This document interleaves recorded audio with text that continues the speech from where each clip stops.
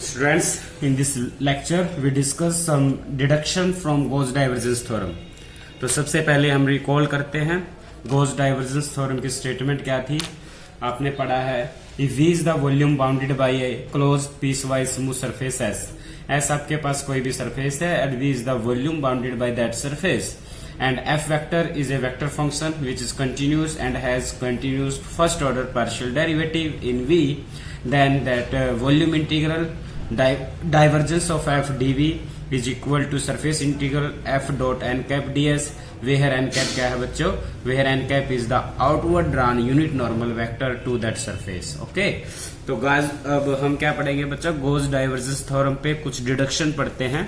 तो first deduction here that is a deduction from Gauss divergence theorem. First theorem, prove that surface integral of f cross n cap ds is equal to minus of volume integral curl of f vector dv, where n cap क्या है, n cap क्या है बच्चों, where n cap is any outward drawn unit normal vector to surface s. Clear student. अब हमें ये वाला part prove करना है किसका यूज करके बच्चों, Gauss divergence theorem का का यूज करके. लेट कर लेते capital F vector. Let capital F vector be any vector point function.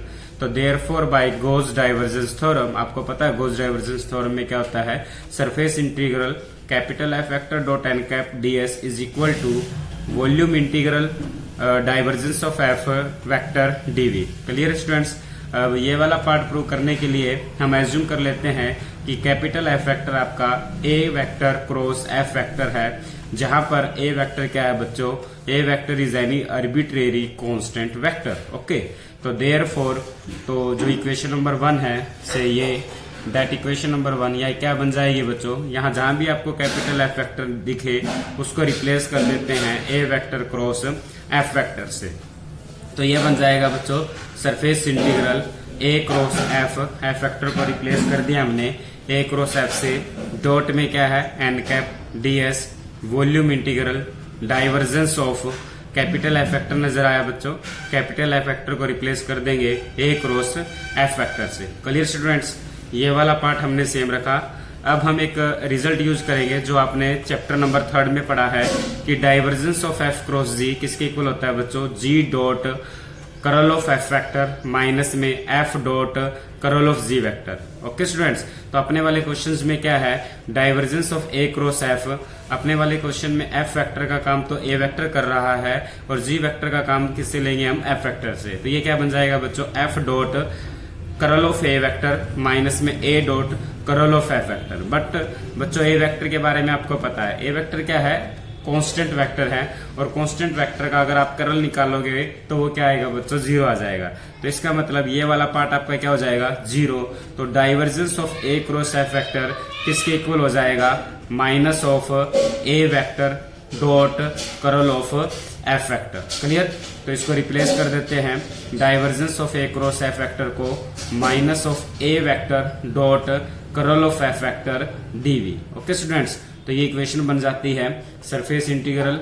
और इसको क्या लिख सकते हैं आपने बच्चों, स्केलर ट्रिपल प्रोडक्ट में पढ़ा है, a dot B cross C is equal to B dot C cross A is equal to C cross C dot A cross B. अगर उनका साइक्लिक ऑर्डर मेंटेन रहे तो डॉट और क्रॉस प्रोडक्ट को interchange किया जा सकता है. ये भी पढ़ा है आपने, in scalar triple product dot and cross product can be interchange. तो इनको इंटरचेंज कर दिया तो ये बच्चा बन जाएगा a dot F cross N. Dot और क्रॉस प्रोडक्ट को हमने बच्चों इंटरचेंज कर दिया, which is equal to minus को बाहर लिख दिया, volume integral A dot curl of F dv. Clear students. Okay.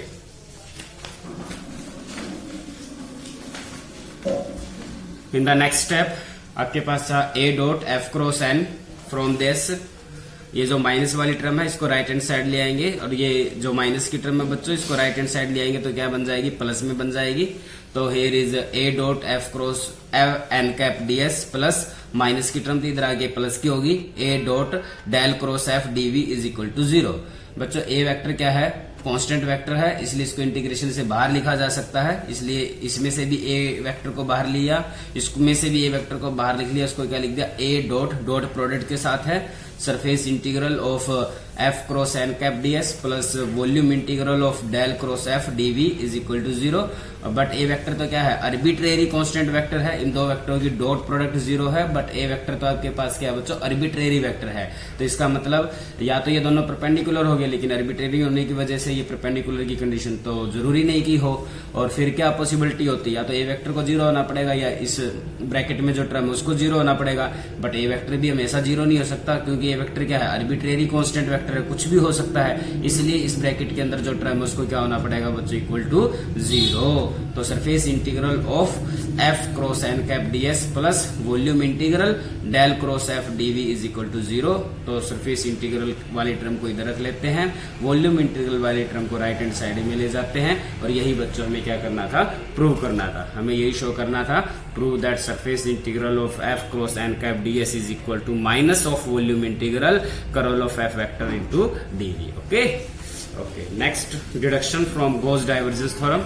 Say theorem number 2 here. Prove that volume integral of f dot gradient of phi dv is equal to surface integral phi f dot n cap, f vector dot n cap ds minus volume integral phi divergence of f vector dv। Where N cap के बारे में आपको पता है, N cap is any outward drawn unit normal vector to the surface S. और phi क्या है बच्चों, यहाँ पर phi is any scalar point function, और एफ वेक्टर हमारे पास क्या है, एक वेक्टर पॉइंट फंक्शन है। और S is any surface and V is the volume enclosed by that surface. Okay, तो इस पार्ट को प्रूव करने के लिए we use again by Gauss divergence theorem. Gauss divergence theorem में आपको पता है सरफेस इंटीग्रल के साथ लिखते हैं हम capital F vector dot N cap which is equal to volume integral divergence of F vector into dv। और ये वाला पार्ट प्रूव करने के लिए हम कैपिटल एफ वेक्टर को मान लेते हैं फाई एफ वेक्टर। फाई आपके पास कोई भी स्केलर पॉइंट फंक्शन है, एफ हमारे पास कोई भी एक वेक्टर पॉइंट फंक्शन है। तो गॉस डाइवर्जेंस थ्योरम के अंदर जहां भी आपको कैपिटल एफ वेक्टर नजर आएगा उसको रिप्लेस कर देते हैं बच्चों फाई एफ वेक्टर से। तो सरफेस इंटीग्रल एफ वेक्टर आपको यहां मिला, तो इसकी जगह रख दिया phi F vector dot N cap ds, volume integral divergence of, फिर आपको एफ वेक्टर मिला और उसको रिप्लेस कर दिया हमने phi F vector dv which is equal to, ये भी आपने थर्ड चैप्टर में पढ़ा है, divergence of phi F vector किसके इक्वल होगा बच्चों, F vector dot gradient of phi plus phi divergence of F vector. Okay students, मतलब जैसे आप प्रोडक्ट रूल अप्लाई करते हो, अगर आप फर्स्ट फंक्शन मींस फाई को सेम रख ले, सेकंड पे अप्लाई करोगे तो डॉट प्रोडक्ट लगेगी, वेक्टर है तो डाइवर्जेंस ऑफ एफ वेक्टर बन जाएगा। फर्स्ट को सेम रख दो और फाई पे अप्लाई करोगे तो वो ग्रेडियंट ऑफ फाई बनेगा, because it is a scalar point function. Okay, याद रखने का प्रोसेस है, that is equal to volume integral F dot gradient of phi dv को इसके साथ लगा दिया, volume integral phi divergence of F dv। Okay, अब इसमें से ये वाला पार्ट हम राइट हैंड साइड में, ये वाला जो पार्ट है इसको इसी साइड रख लेते हैं, और ये वाला जो पार्ट है बच्चों इसको लेफ्ट हैंड साइड में ले जाएंगे। जब इस पार्ट को लेफ्ट हैंड साइड में लेके जाएंगे तो ये नेगेटिव बन जाएगा, तो आपके पास क्या बन जाएगा, surface integral phi F vector dot N cap ds। ये वाला पार्ट जब इधर लेके आए तो ये माइनस में कन्वर्ट हो गया, volume integral phi divergence of F vector dv, ये वाला पार्ट आपने यही रख लिया, that is prove. Okay students, अब one more deduction on that topic. Using Gauss divergence theorem prove that surface integral phi N cap there is no dot product because it is a scalar point function, it is a vector function. Okay, phi n cap ds which is equal to volume integral of gradient of phi dv. Okay, n cap के बारे में क्या है बच्चों, where n cap is any outward drawn unit normal vector to that surface. phi आपके पास क्या है, phi is any scalar point function, s is the surface and v is the volume enclosed by that surface. तो we know that Gauss theorem के बारे में आपको पता है, गॉस थ्योरम में क्या होता है बच्चों, surface integral of F vector dot N cap into में ds is equal to volume integral of divergence of F into में dv, where F vector capital F vector is any vector point function. अब ये वाला part prove करने के लिए हम assume कर लेते हैं कि कैपिटल एफ वेक्टर हमारा किसके इक्वल है बच्चों, फाई ए वेक्टर के इक्वल है। phi a vector where phi is any scalar point function and a is any constant vector, a is any arbitrary constant vector। तो इस गॉस डाइवर्जेंस थ्योरम के result में जहां पर भी आपको कैपिटल एफ वेक्टर शो होता है, नजर आता है, वहां फाई ए वेक्टर से रिप्लेस कर देते हैं। तो surface integral phi A vector dot N cap D s, volume integral divergence, फिर आपको यहाँ एफ वेक्टर मिला, इस एफ वेक्टर को रिप्लेस कर दिया फाई ए वेक्टर डीवी से। तो ए वेक्टर क्या है बच्चों, आर्बिट्रेरी कांस्टेंट वेक्टर है, कांस्टेंट वेक्टर है तो इसको इंटीग्रेशन से बाहर लिखा जा सकता है, इसलिए A vector dot dot because it is a vector quantity, और अंदर भी आपके पास एक वेक्टर क्वांटिटी है। तो वेक्टर क्वांटिटीज के बीच में आपके पास या तो डॉट प्रोडक्ट होगी या स्केलर या क्रॉस प्रोडक्ट होगी। तो surface integral phi N cap D S, ये वॉल्यूम इंटीग्रल, फिर हमने रिजल्ट लगा दिया divergence of phi A vector DV, पहले वाले रिजल्ट में भी लगाया था हमने।